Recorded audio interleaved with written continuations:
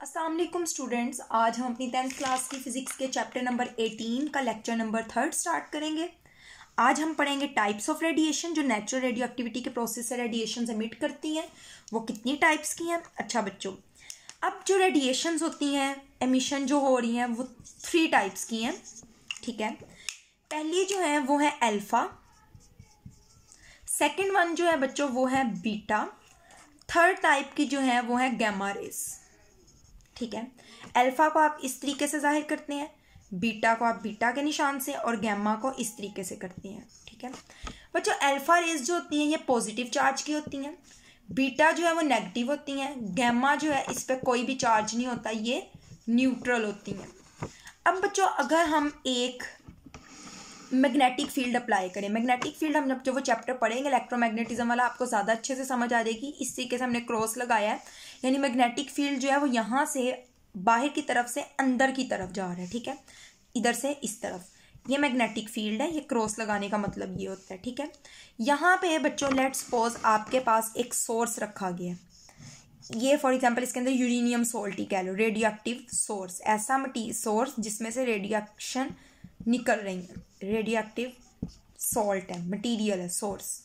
ठीक है बच्चों, इसमें से 3 तरह की रेडिएशंस निकलती हैं। कुछ जो है वो बिल्कुल सीधी चल जाती हैं, कुछ जो है वो इस तरफ आ जाएंगी, कुछ जो है वो इस तरफ आएंगी। जो बिल्कुल सीधी जाएंगी उस पर कोई भी चार्ज नहीं होगा और वो गैमा रेस कहलाएंगी। अगर बच्चों लेट्स सपोज इस तरफ जो जा रही हैं वो अल्फा जा रही हैं, यानी इस पे पॉजिटिव चार्ज है, तो ऑपोजिट साइड पे जो जाएंगी वो बीटा रहेंगी, क्योंकि वो बिल्कुल ऑपोजिट डायरेक्शन में जाएंगी। ठीक है, तो 3 टाइप्स की रेडिएशन होती हैं, इसके बारे में हम देख लेते हैं।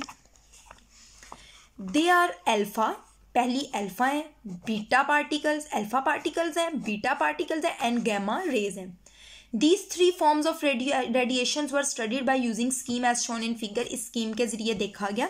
स्कीम में ये आप यहाँ देख सकते हैं क्रॉस बने हुए। इस क्रॉस का मतलब ये है कि यहाँ पे मैग्नेटिक फील्ड अप्लाई किया गया है और मैग्नेटिक फील्ड जो है वो बाहर से अंदर की तरफ है। ठीक है, the radio active source is placed in side the magnetic field. ये जो रेडियो एक्टिव सोर्स है इसको मैग्नेटिक फील्ड के अंदर रखा गया है। The radiation emitted from the source splits into 3 components, 3 हिस्सों में डिवाइड हो रही हैं। देखें, ये जा रही हैं, ये सीधी जा रही हैं और इस तरफ जा रही हैं। ठीक है, 3 पार्ट्स में जा रही हैं। Alpha and beta radiation bends in opposite direction, alpha और बीटा मुखालिफ सिमत में जा रहे हैं in the magnetic field, while the gamma radiation do not change its direction, जबकि गैमा रेडिएशन जो है वो अपनी डायरेक्शन चेंज नहीं कर रही। या आप लोगों ने इसी तरीके से नाम याद कर लेने। नेक्स्ट बच्चों जो हमारा टॉपिक है वो है बैकग्राउंड रेडिएशन। बैकग्राउंड रेडिएशन क्या होती है बच्चों? ये जो अर्थ की अगर हम बात करें, अर्थ में बच्चों डिफरेंट रेडियो एक्टिव सब्सटेंसेस मौजूद हैं। ठीक है, डिफरेंट सब्सटेंसेस मौजूद हैं। वो जो सब्सटेंसेस होते हैं वो अपने अंदर से कुछ रेडिएशन खारिज करती हैं। ठीक है, कुदरती तौर पे यहाँ पे कुछ रेडिएशंस पाई जाती हैं। वो रेडिएशंस कहाँ से आती हैं? कुछ रेडियो एक्टिव सब्सटेंसेस हैं एटमॉस्फेयर में मौजूद हैं जो अपने अंदर से रेडिएशन खारिज करती हैं। इनको क्या कहा जाता है? बैकग्राउंड रेडिएशन कहा जाता है।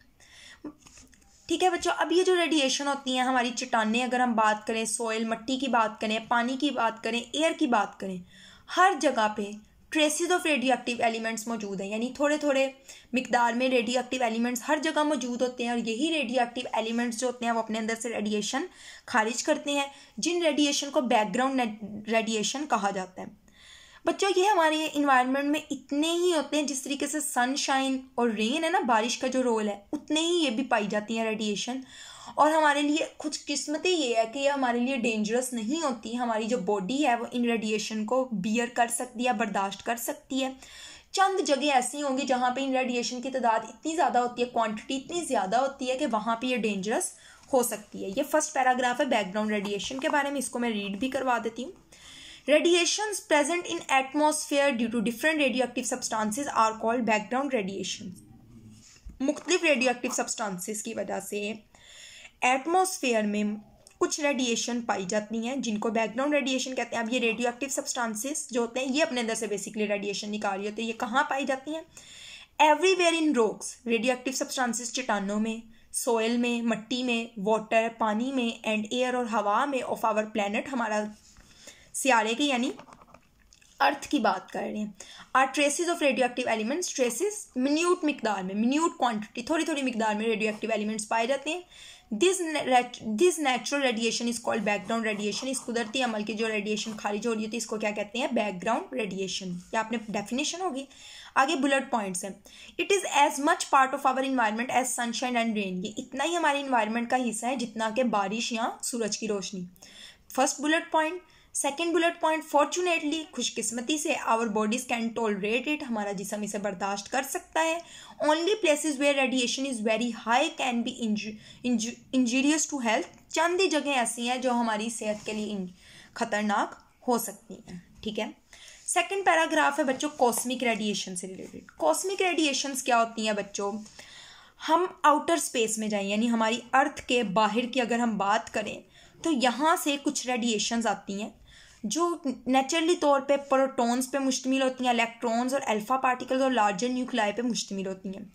अब कॉस्मिक रेडिएशन जो है, यहाँ पे जो हमारे इन्वायरमेंट में मौजूद रेडिएशंस होती हैं, एटम्स वगैरह होती हैं, उनसे आके जब इंटरेक्ट करती हैं, ठीक है, इंट्रैक्शन के नतीजे पे वो सेकेंडरी रेडिएशन बन जाती है, यानी वो अपनी फॉर्म चेंज कर लेते हैं। वो एक्सरेज में चेंज हो जाते हैं, म्यून्स में, प्रोटॉन्स में, अल्फा पार्टिकल्स में, इलेक्ट्रॉन्स और न्यूट्रॉन्स में चेंज हो जाती हैं। ये डेफिनेशन आप देख लें कॉस्मिक रेडिएशन की। The earth and all living things on it receive radiation from outer space. ज़मीन और ज़मीन में मौजूद तमाम जानदार चीज़ें आउटर स्पेस यानी बाहर वाली जगह से क्या चीज़ रिसीव कर रही है? रेडिएशन रिसीव कर रही हैं। This radiation is called cosmic radiation. इनको कॉस्मिक रेडिएशन कहा जाता है। विच प्राइमरीली कंसिस्ट ऑफ, ये जो रेडिएशन वो किस पे मुश्तमिल है? प्रोटॉन्स पे, प्राइमरीली इस पे मुश्तमिल है, सेकेंडरी चेंज हो जाएंगी, इलेक्ट्रॉन्स पे, अल्फा पार्टिकल्स और लार्जर न्यूक्लाई।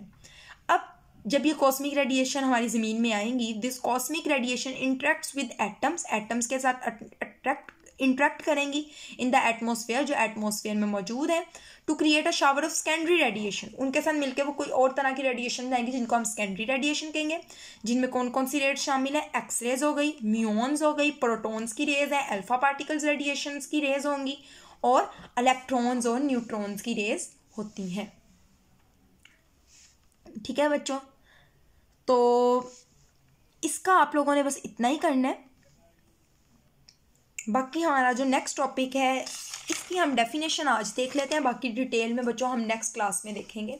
अगला टॉपिक है न्यूक्लियर ट्रांसम्यूटेशन। अच्छा, तो बच्चों न्यूक्लियर ट्रांसम्यूटेशन क्या होता है? बच्चों न्यूक्लियर ट्रांसम्यूटेशन ऐसा होता है कि ये देखें, ये है आपके पास अनस्टेबल न्यूक्लाई।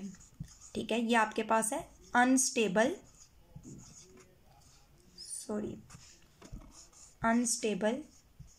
न्यूक्लाइड है।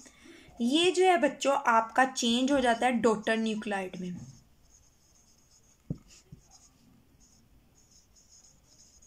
और ये क्या होगा? स्टेबल होगा। ये आपके पास पेरेंट न्यूक्लाइड। बेसिकली मेरा कहने का मकसद क्या है, आपको पता है अनस्टेबल न्यूक्लाइड होती हैं, मैंने आपको सेकंड लास्ट लेक्चर में बताया था। उसमें जो है बच्चों आपको कि अनस्टेबल न्यूक्लाइड जो होते हैं वो अपने अंदर से क्या करते हैं? रेडिएशंस जो हैं वो खारिज करते हैं। अब जब वो रेडिएशन खारिज करते हैं तो वो स्टेबल हो जाते हैं। अनस्टेबल किस में चेंज हो जाता है? स्टेबल में। तो जो पहले वाला न्यूक्लियस होता है उसको हम कहेंगे पेरेंट, और जब वो रेडिएशन खारिज करने के बाद जो जिस न्यूक्लियस में चेंज हो जाएगा उसको हम कहते हैं डॉटर न्यूक्लाइड। और ये नेचुरल प्रोसेस है, स्पॉन्टेनियस है। तो ऐसा प्रोसेस जिसमें अनस्टेबल न्यूक्लियस स्टेबल न्यूक्लियस में चेंज हो जाता है, इस प्रोसेस को न्यूक्लियर ट्रांसम्यूटेशन कहते हैं। और ये प्रोसेस कैसे होता है? With the emission of radiation, radiation के खारिज करने से होता है। इसकी आप डेफिनेशन देखें, द स्पॉन्टेनियस प्रोसेस, खुद ब खुद होने वाला अमल, in which a parent unstable nuclide जो होता है गैर क्याम पजीर nucleus, changes into more stable daughter nuclei, ज़्यादा स्टेबल वाले क्याम पजीर डॉटर न्यूक्लाई में तब्दील हो जाता है। With the emission of radiation, radiations को खारिज करते हुए, इज कॉल्ड न्यूक्लियर ट्रांसम्यूटेशन। ऐसे अमल को क्या कहते हैं? न्यूक्लियर ट्रांसम्यूटेशन कहा जाता है। अब बच्चों ये जो एलिमेंट रेडिएशन एमिट करता है वो पेरेंट न्यूक्लाइड को वो हम कह रहे हैं कि हम एक्स से जाहिर कर लेते हैं, और जो डॉटर न्यूक्लियोटाइड बनता है उसको हम वाई से जाहिर कर लेते हैं। तो आप याद रखें कि पेरेंट न्यूक्लियोटाइड एक्स में से या तो अल्फा रेडिएशन निकलेंगी या बीटा निकलेंगी या गैमा निकलेंगी, तो वो डॉटर न्यूक्लियोटाइड वाई में चेंज हो जाएंगे। Now we represent the radioactive decay by means of a nuclear equation in which an unstable parent nucleotide X changes into a daughter nuclide Y with the emission of alpha, beta and gamma radiation। X जो है इसको हम parent nuclei कहेंगे, Y जो है daughter कहेंगे। इसमें से या तो अल्फा निकलेंगी या बीटा निकलेंगी या गैमा निकलेंगी, तो X जो है वो Y यानी पेरेंट जो है वो डॉटर में चेंज हो जाएगा। तो बच्चे ये किस तरीके से होगा ये आप ज़्यादा अच्छे से समझ आएगी जब हम नेक्स्ट क्लास में ये सारा डिस्कस करेंगे कि अल्फ़ा किस तरह निकलते, बीटा गैमा, ये हम इंशाल्लाह नेक्स्ट क्लास में करेंगे। लेकिन ये जो टॉपिक है बच्चों न्यूक्लियर ट्रांसम्यूटेशन, ये आपने याद रखना है कि बहुत इंपॉर्टेंट लॉन्ग क्वेश्चन है। इंशाल्लाह ये हम नेक्स्ट क्लास में करेंगे। आज के लिए इतना ही। अल्लाह हाफिज़।